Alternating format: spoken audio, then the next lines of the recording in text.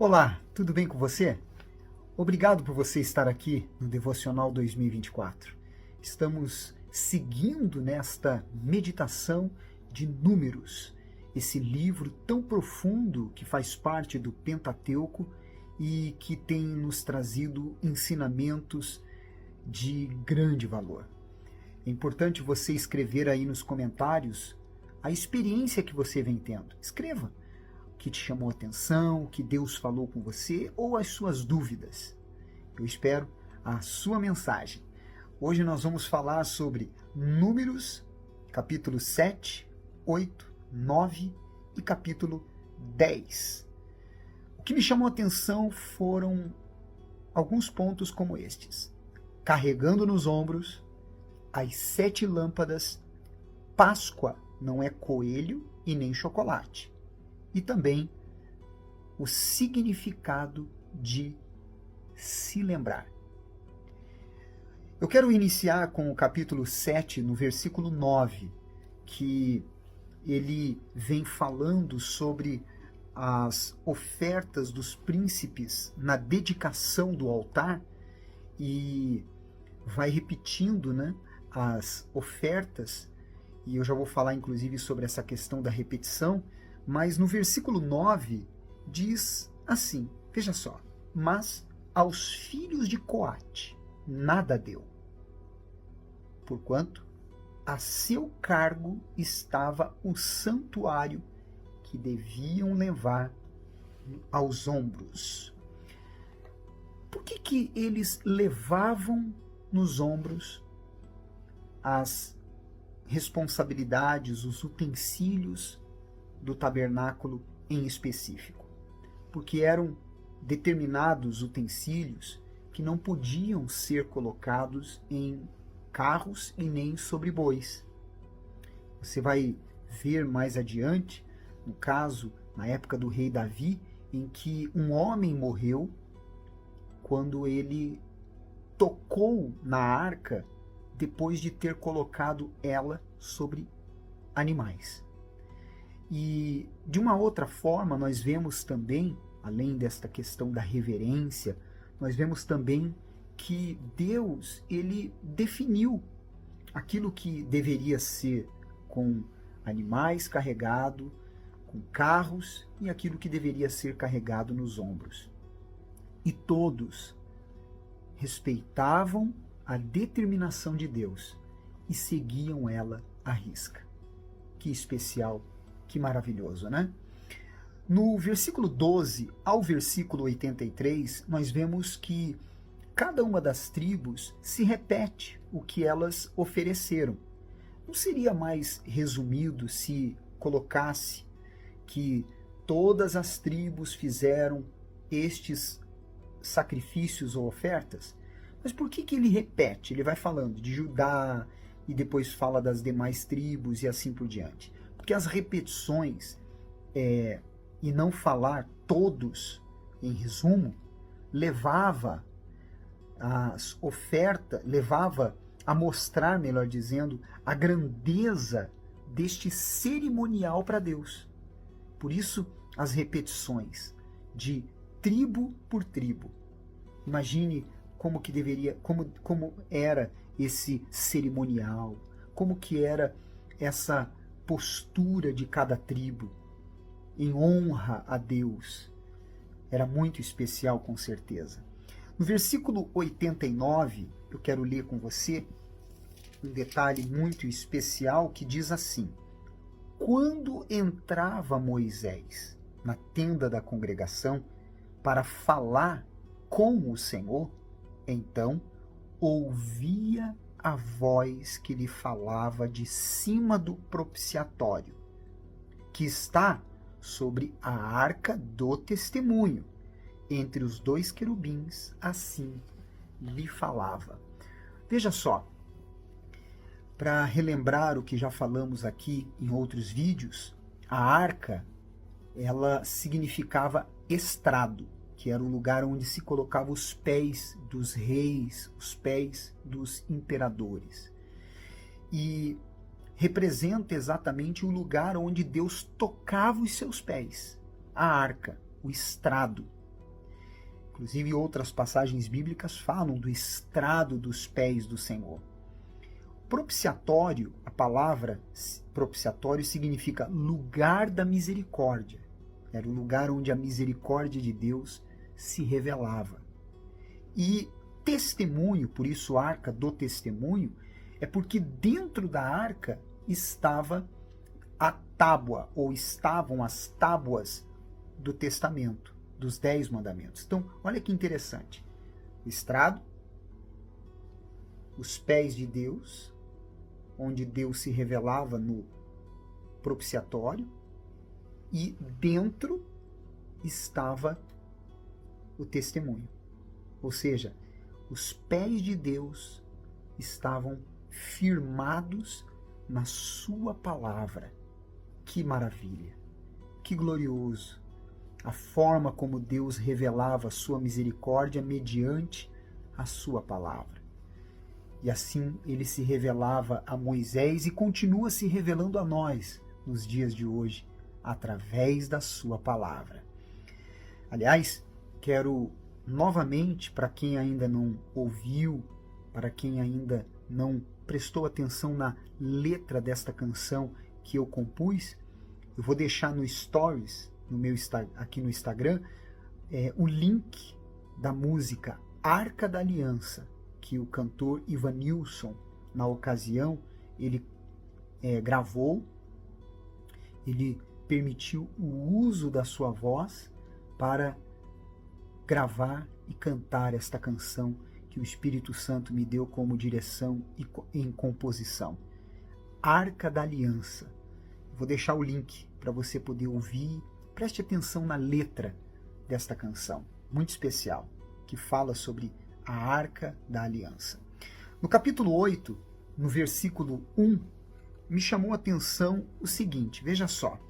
Disse o Senhor a Moisés, versículo 2, fala a Arão e dize-lhes, quando colocares as lâmpadas, seja de tal maneira que venham, olha só, as 7 a iluminar defronte do candelabro. As lâmpadas, elas não poderiam uma estar acesa e outra não. Todas, de forma uniforme, deveriam estar acesas. Isso mostra a ordem, a uniformidade, o quanto Deus, ele é um Deus que a ação do seu Espírito, que é representado por estas lâmpadas, é total. As 7 lâmpadas representam as 7 manifestações do Espírito Santo. E elas se manifestam por completo, e não uma e outra não. Assim, tem sido nos dias de hoje, sobre todos aqueles que são dele. No capítulo 9, no versículo 1 ao 14, ele fala sobre a Páscoa. E eu queria que você entendesse isso. O mundo comercial criou a ideia da Páscoa como uma época de vendas. Por isso criaram a imagem do coelho e também dos ovos de chocolate, que, honestamente falando, não consigo entender qual a associação, até porque coelho não bota ovo. Mas o real significado de Páscoa é libertação. Por isso ele fala sobre a Páscoa para lembrar o que aconteceu na saída do Egito. Lembra quando eles ofereceram o animal e marcaram as vergas das portas para que o anjo destruidor não passasse e tocasse nos primogênitos daquela casa? Então, Páscoa é libertação. Quando eles faziam a festa da Páscoa, era para lembrar de onde eles haviam saído. Hoje, a Páscoa tem como objetivo nos fazer lembrar o que Jesus fez por nós, nos libertando da escravidão do Egito, que é o mundo, e da nossa carne, que é uma prisão. E nos levou, saindo desta prisão, para a caminhada rumo ao Éden, rumo à vida eterna. Que maravilha! Então, tenha consciência do significado de Páscoa. Tá bom? No capítulo 9, versículo 12, ele fala sobre um assunto até profético. Ele diz assim, sobre o animal que deveria ser, naquela ocasião da Páscoa, morto em oferta e sacrifício. Ele diz, dela nada deixarão até amanhã, e dela não quebrarão osso algum, segundo todo o estatuto da Páscoa, a celebração. Lembra que quando nosso Senhor Jesus, na Páscoa, ele não teve os seus ossos quebrados? Os ossos dos que estavam ao seu lado, sim, mas ele não teve os seus ossos quebrados. Ele foi retirado da cruz com o seu corpo intacto, sem nenhum osso quebrado, porque ele é o Cordeiro de Deus, que tira o pecado do mundo, que se ofereceu por nós, sem nenhum osso quebrado. Você pode ver isso no livro de João, no capítulo 19, no versículo 36. Do versículo 15 ao versículo 23, nós vemos que Deus dá a direção para que todos estivessem atentos à nuvem e à coluna de fogo.